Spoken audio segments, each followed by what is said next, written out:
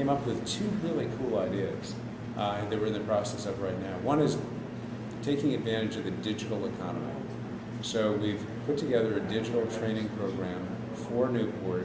It was created I helped create it in concert with 3 entrepreneurial firms in New York City. Put together a training program for things like web design, Java, coding, etc. 12-week program for 20 students in Newport. Don't have to leave Newport to go through the course. When you come to the end of the course, you can work for these same firms in New York or really anybody around the world who needs this kind of help. When you're certified to do that, you do the work without even leaving Newport. So there's a way to take the geography, stay right in town, and end up with some really good paying jobs. Oh, congratulations. Well, and how is the program doing? Do you have any graduates at this point? Yeah, we're right in the middle of the program right now. And I'll tell you a really fun fact about the program. So we were just about to start up. We're about halfway through now, but just before, 3 weeks before we were going to start up, we had an instructor who was going to be instructing us online from New York. And he came to us. They said, I know you got these lessons. We're going to be doing them on Tuesday nights and Thursday nights at about 7 o'clock. And I've got news which says, unfortunately, I have been transferred to Japan. And this is our instructor telling us this just 3 weeks before the program. And we said, oh my gosh, what are we going to do? And he said, well, I'm not so sure it's a problem. He said, I'm going to be in Japan. What I'll do is I'll wake up and I'll just teach the courses and I'll take advantage of the time change. I'll just get up early and teach from Japan. So he gets up in the morning. It's like 9 o'clock in Japan. He's in the morning and he's teaching us at 7 o'clock at night in Newport, New Hampshire. So that's kind of a mind-blowing way. But so there's a way to take the geography of Newport, and it's really a global economy that we're in now. And we're taking advantage of the global economy. Well, very good. Now, Skip, there's another way, too, that's also exciting. So think about this. You may be familiar with the Dartmouth, Lebanon, Hanover area, the Upper Valley. Yes. Booming economy there. You've got entrepreneurial software, high-tech firms all around the Hanover, Lebanon area. And so the economy is doing really well there. The Upper Valley is about 30 minutes north of where Newport is situated. So say, how do we take advantage of this? Well, the fact is that in the Upper Valley, even while the economy is doing great, so the real estate prices are also through the roof. So you might be able to get a job there, but it's so hard to get good housing there and really affordable. So here's our idea, and we're in the midst of putting this plan together now. You talk to me, work. There you go. So here's our idea. We're putting together a bus program, a commuter bus with Wi-Fi, so that people can get those great jobs up in the Upper Valley, live in Newport, and be able to take that 30-minute ride, stress-free every day on your Wi-Fi or whatever, and coming back. And it just really changed, and be able to live in a community like Newport and raise a family. So it's just another great way to take advantage of.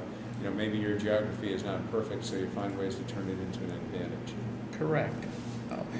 Well, a little bit of thinking outside of the box. I know that this same kind of deal has been used out in the San Francisco area, where a similar problem is, where you're getting highly skilled, highly paid engineers who are still having problems getting housing, but a lot of the bigger firms out there, the Googles, the Facebooks, and all of those folks doing the same kind of thing, equipping the buses and schlepping people in and around their places. And so it's nice to see that, okay, we can learn from those folks and replicate it back here. Well, I tell you, so we've been talking about the economy in Newport, and we're really revitalizing that. But the other thing that I've learned is that it's not just about the economics, it's about the spirit, the attitude, the positivity, the can-do optimism. When you start infusing that kind of optimism into a community where the community is already strong but just hasn't had some of the opportunities, it becomes infectious in a really good way. So this Newport Sunshine Initiative, we started out with 2 people, my wife and I, and then we grew to 12 people, and we've just celebrated our first year now. And we have more than 450 people who are supporters of the Newport Sunshine Initiative. We're making things happen. It's really, the change it's just dynamic. Well, congratulations. So that's 2 projects. That's 2. Well, we're also restoring an old mill. So not everybody knows exactly how you come to Newport from the Sunapee direction, but there's a big dormant mill known as the old Ruger Mill. It's there's not been any activity As in there. Sturm Ruger? As in Sturm Ruger, it was owned by the late Bill Ruger personally. Okay. And prior it had been a shoe factory. I think maybe it had been textiles earlier, but for the last 40 years there's been absolutely nothing going on in that old building. Pristine building on the inside. Well, we're in the midst now of restoring that old building, putting in 47 independent living apartments. It's going to be a health center right in the building, and most important, it's right on the Sugar River. So we're going to have a restaurant with a deck that has riverfront views out on that restaurant. It's going to be, this new facility is going to be just like a magnet for the area to draw people in. So are you also looking to use it as partly as an incubator? Well, you know, we actually have an incubator project underway right on the main street. Okay. In fact, one of the things that we're looking at is taking one of those. You know, if you are familiar with the Newport Main Street, it's got all these beautiful buildings, some of which are relatively vacant now. We're talking about taking one of those buildings that's got 3 stories, and on the ground floor putting in retail. But retail that'll be a coffee shop, a microbrew pub, and just some really fun stuff. Above that, that's where we're going to have our incubator. And we're going to have a place where people can gather and work and do it in a way where you can have small businesses and even solo businesses out there being entrepreneurs. Yeah. So you're right on.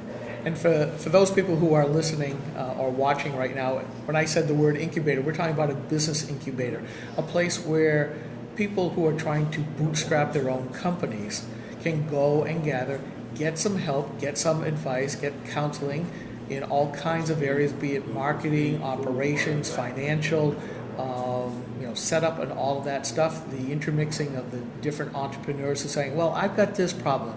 And somebody can say, well, I've already gone through that. Here's what I did. And somebody else saying the same thing. So that's what Jay is talking about, that intermixing of early stage companies to say, how do we help bootstrap us all up and become successful? And it's been a model that's been put into place all over the country over the last 6 to 7 years in a big time way. You described that so perfectly, Skip. And the idea is to try to get a critical mass of entrepreneurial spirit in one place, and so that if you're one individual and you've got an idea and you want to build it into something, research has proven and experience has shown that being around other people with similar interests, similar entrepreneurial spirit, you can leverage off their knowledge. And just being part of a little community like that, great things happen. It's really, really extraordinary. So there's 3 things. Let's go to number 4. Well, number 4, I'm very excited about the fact that just this past Monday, was the very first day of work for our new economic development coordinator for the town of Newport. Oh, now, this is okay. very innovative, because what we decided to do, it's innovative in 2 ways. One is the job description. 2 is the way we have funded it. The job description, economic development coordinator in Newport, think of them as having 2 responsibilities. Responsibility number 1 is to be what I call, euphemistically, the Secretary of Commerce for Newport, New Hampshire, which means going out and trying to attract businesses to come to Newport, getting grants, thinking about the outward face of what Newport is, our branding, if you will.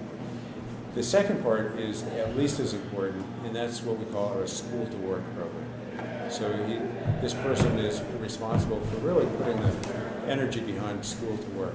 And the reason that's important in a town like Newport is that in our high school, we graduate about 100 students per year in our senior class. Roughly 2/3 of those students never go on to any further education of any kind. And so what that means is that we've got to make sure that every child who comes through, those people who don't go on to education, they've got to be trained for some productive job before they leave high school. Okay, so the responsibility of this person is to link up with local area businesses and develop internships, apprenticeships, programs that can be part of the curriculum actually in the school, so that they can earn credits while in school, really get prepared, whether it's auto mechanic, it could be in the health profession, it could be in the beauty profession, whatever it is that's going to be really important to that young person as they get ready to go out into the job market and become a productive member of our team in Newport. Oh, very good. Well, now on to number 5.